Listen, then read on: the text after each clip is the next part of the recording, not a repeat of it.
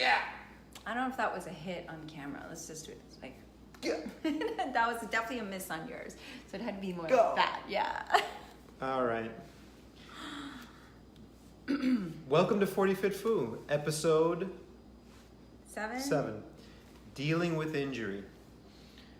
We weren't successful in that whole injury bit we just did there, but we're going to talk about injury in this episode.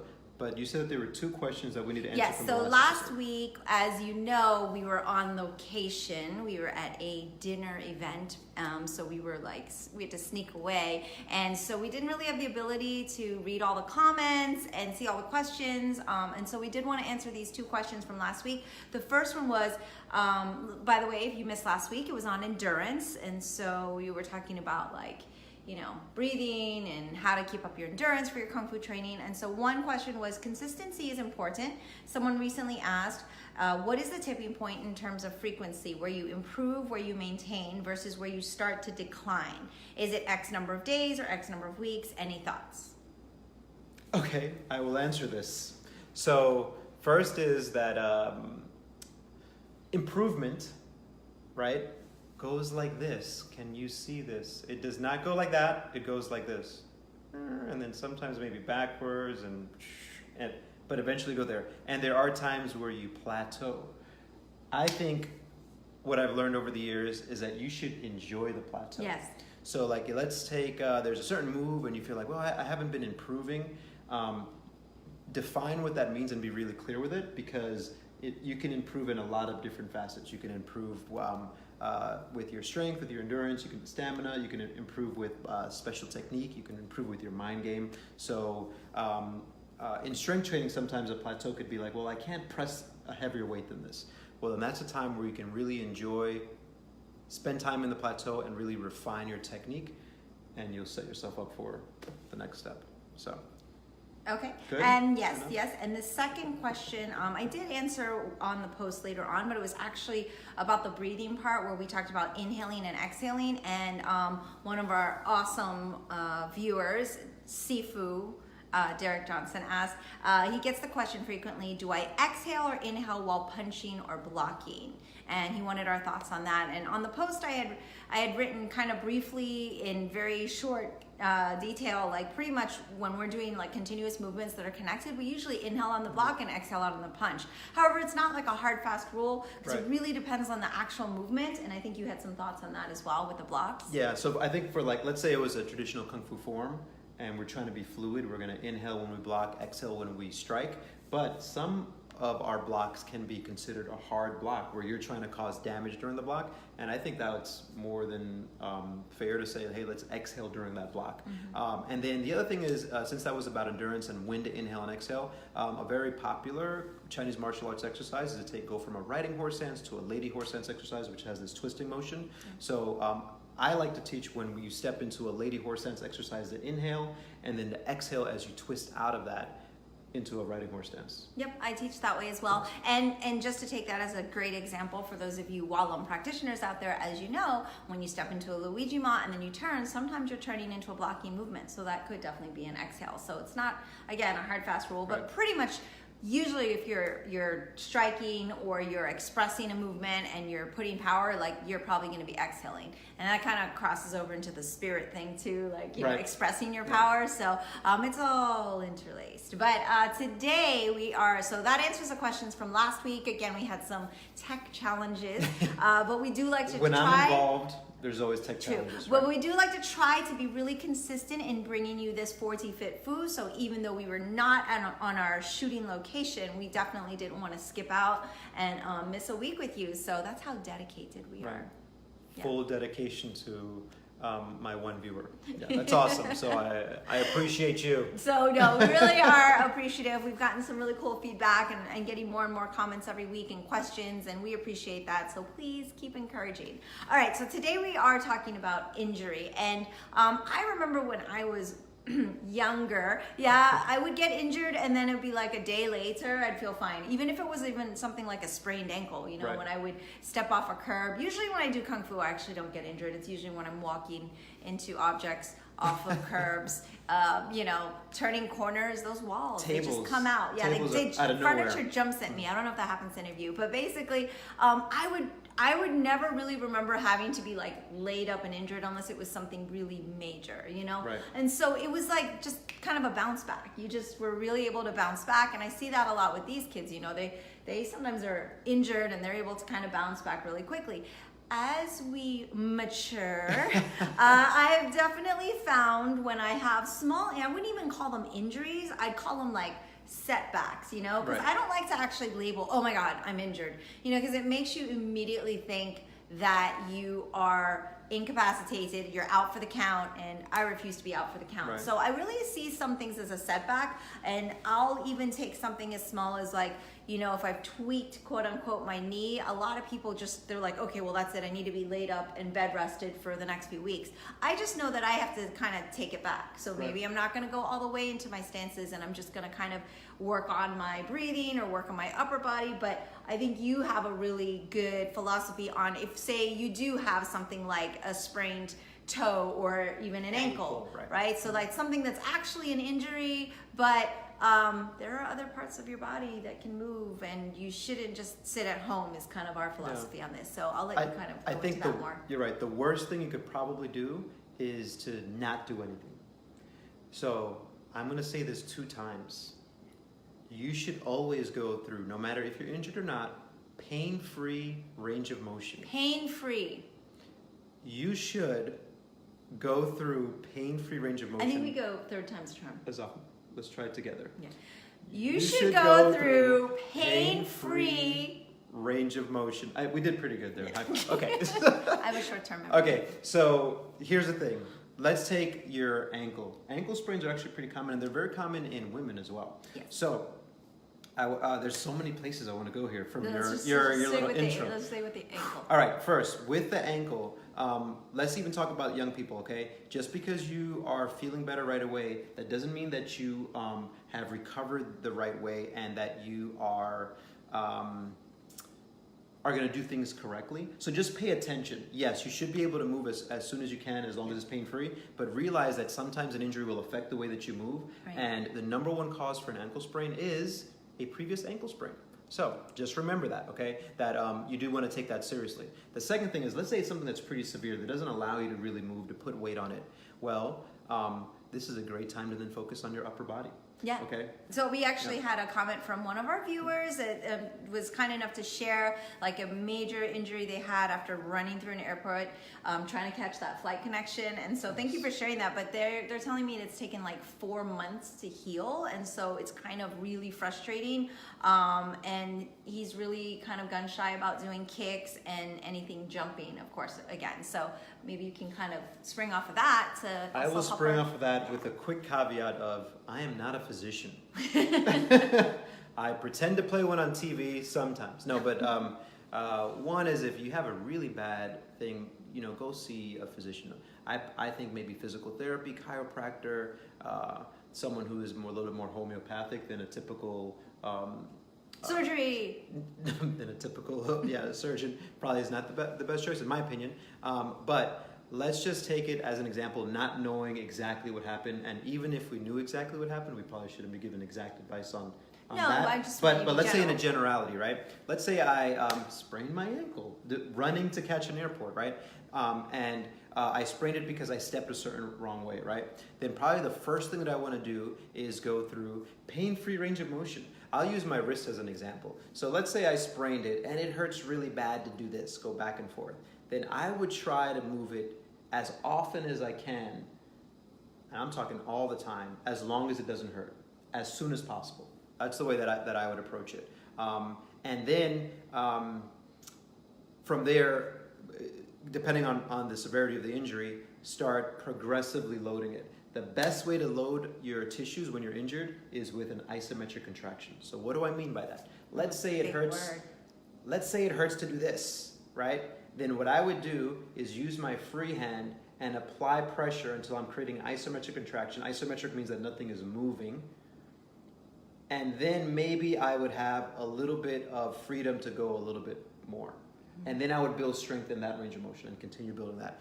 This is really kind of challenging to go over specifically on live, but just remember that you want to go through pain-free range of motion as soon as possible. Just because you had an injury, you shouldn't completely stop doing things. And if you do, that is what will make you shy then to start picking up your practice again. Right. Because if you've stopped moving altogether and then it's like, okay, it's time to jump back into class, you haven't trained your tissue and let it heal in a certain way to then allow you to move better. You're replacing your tissues all the time. So when you're injured, it's super important to start moving in the right direction to allow it, another big word, allow the fibroblasts, allow the tissue to lay back in a strong way. If you just let it rest, it's going to lay and it's going to be very weak. Again, it's kind of like a little complicated to go into it, but there's that. And then the other thing is, something that you're really big on is, let's say you're like, okay, I can't even move it. I don't know what the hell to do. My foot's completely wrecked. Visualization, which we touched on yesterday and you're really big on. But I will say there's this stat on free throw shooters. Right. And it was like, okay, let's say we took 5 free throw shooters who physically practice every single week throwing it, and 5 who just practice visualizing.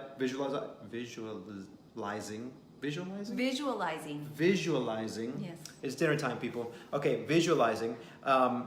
The percentage of improvement was like 25% for the people who actually physically did it, and 23% for the ones who didn't. So do not underestimate the power of visualization. Yes. How do you do it?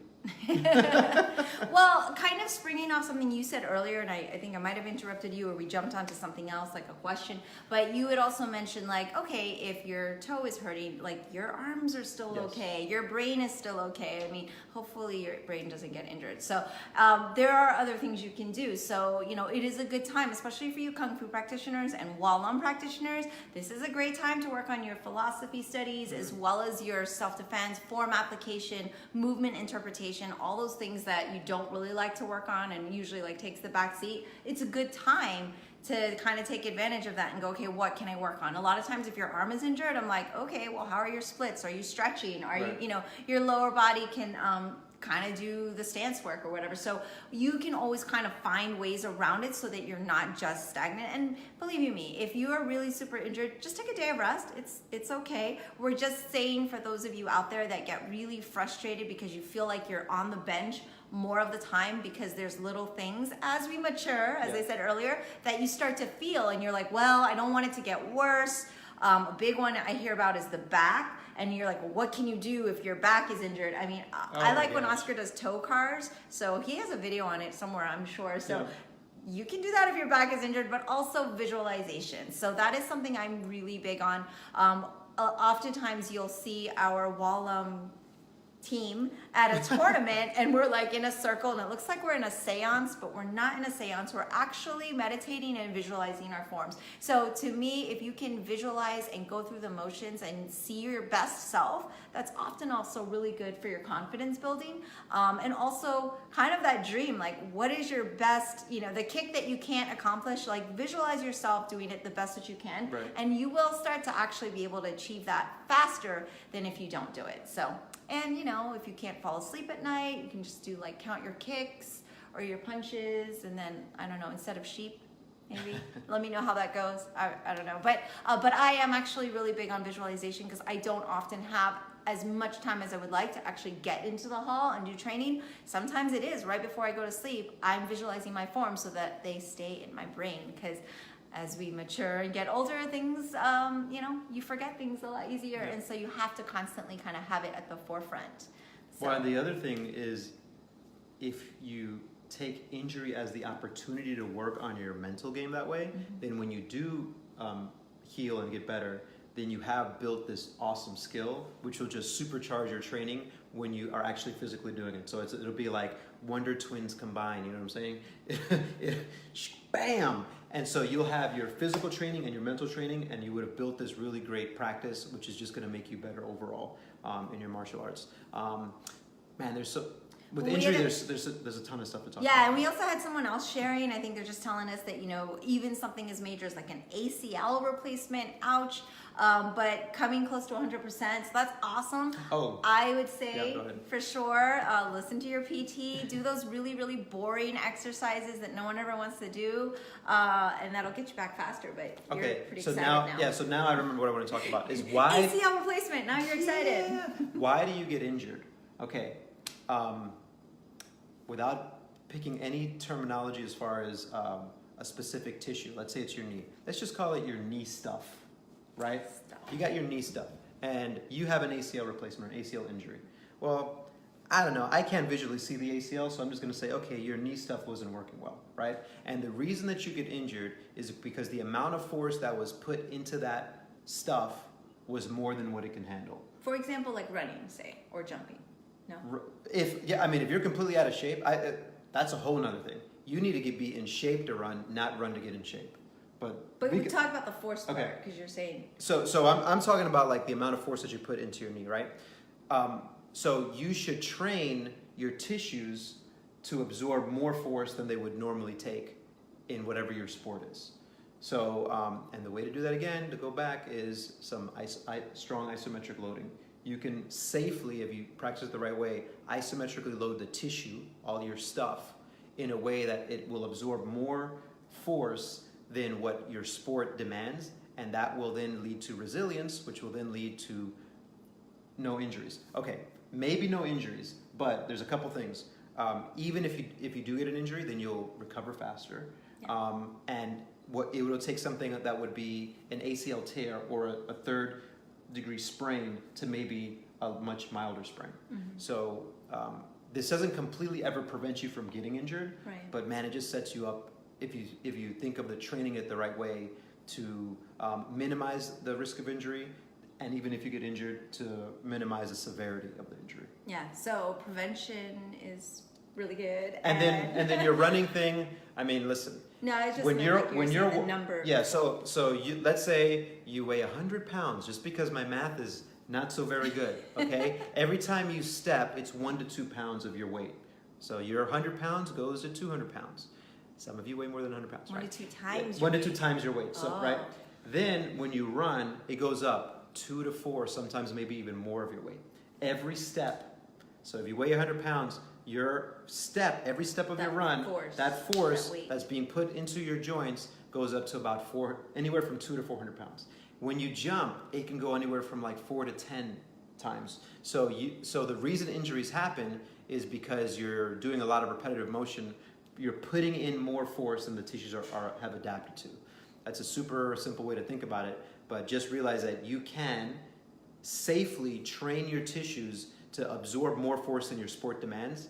There's a smart way to do it. We don't have time to go over it all here. No time, but know that you can do that. Yeah, and also be smart. Like, if it hurts, don't do it. Like, usually there's a really simple, explanation, really simple method. Like, when someone says, oh, well, it hurts when I kick like this, my answer is like, don't kick like that. I know it sounds really, really simple and silly, but sometimes that's what they need to be told, and sometimes we just have to kind of be reminded. So again, be smart. We're not saying like if you're injured with like a full cast that you should still be jumping into class, but we are saying don't get frustrated, because we all get injured.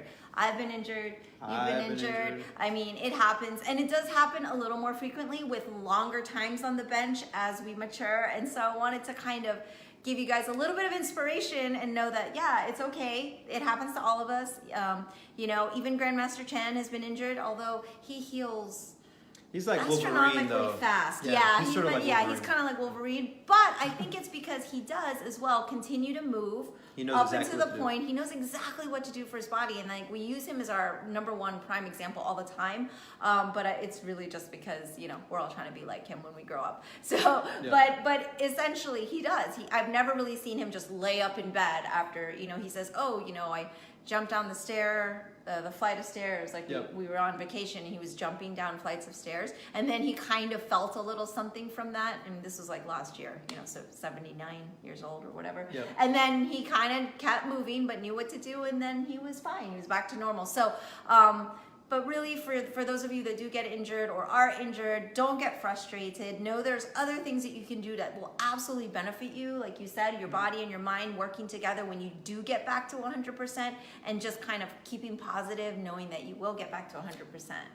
Last couple things that I just thought of. One is, let's say you get injured in one limb. It's your right leg. Work the hell out of that left leg, because there's a transfer of energy that happens there. And if you just completely say, well, I'm not going to do anything with either leg, that's a problem. Don't forget our first rule, which is pain-free range of motion, everyone. Okay, so if you hurt your right shoulder, then just work the heck out of your left shoulder, or your left side of your upper body, because there will be a transfer, and that will lead to then, when the right side is healed, that you will be able to recover faster. But again, be smart. You don't want to be like so unbalanced and just go crazy, where then you compensate and injure yourself on the other side. Right. So again, just train be smart. But I tell you, I had a guy who had a boot, and man, we trained the heck out of that left leg. Yeah. A ton. And there's still a transfer of that strength that goes over to that leg. So yes, always be smart, right? I mean, we can't give you advice that you can follow just by hearing our voices. You kind of have to be smart about it. Hear our voices. Yeah, I mean, there's so much to talk about with the injury part. And then here's the other thing. Maybe this is where I'll end now. Is think about evolutionarily what we evolved to do as humans. It's not sit here and be on Facebook Live. Okay. What? Most injuries, pain, joint pain, all this stuff. The reason it's happening is because we are doing stuff that as humans we didn't evolve to do. And you have to, people out there, realize that that's the main reason why those things are happening. And either A, be okay with it, don't go blaming other people, or B, try to make a change. And one of the best ways to do it that I found is that every single day, take every single one of your joints through a full, pain-free range of motion, because that is a really great way to counteract and adapt to our very sedentary lifestyle. Even us as fitness professionals or martial artists, we still have much more sedentary lifestyles than we evolved to be. Absolutely. And Bam. Yeah, and if you want to like rewind and go back a few episodes, he talked a lot about those joint warm-ups that we do. We talked about warming up and mobility and flexibility. And if you miss those episodes and you don't want to go back, I'll just tell you briefly, Oscar admits it every day. Like if he wakes up and he does his joint mobility, and right before he goes to bed, he does all his joint mobility, he feels better and he's fine. And he's like moving properly just for regular movement. This isn't like setting up for some major, this kung is just fu every event. day. This is just to be functioning, and we're in pretty decent shape. We're not, totally deconditioned, and even now we feel like we need to do more to maintain. So the way to combat our aging and maturing is just that we're gonna have to do more. We're gonna have to eat less but do more. We talked about nutrition a couple weeks ago, so but it's not impossible, and it's also not that difficult. If you really just kind of take your time with it, it's all very doable. Because if we can do it, you can do it. So here's what I'm thinking. People are thinking already. Yes. They're like, where am I going to find the time? And this is going to segue beautifully into next week's episode.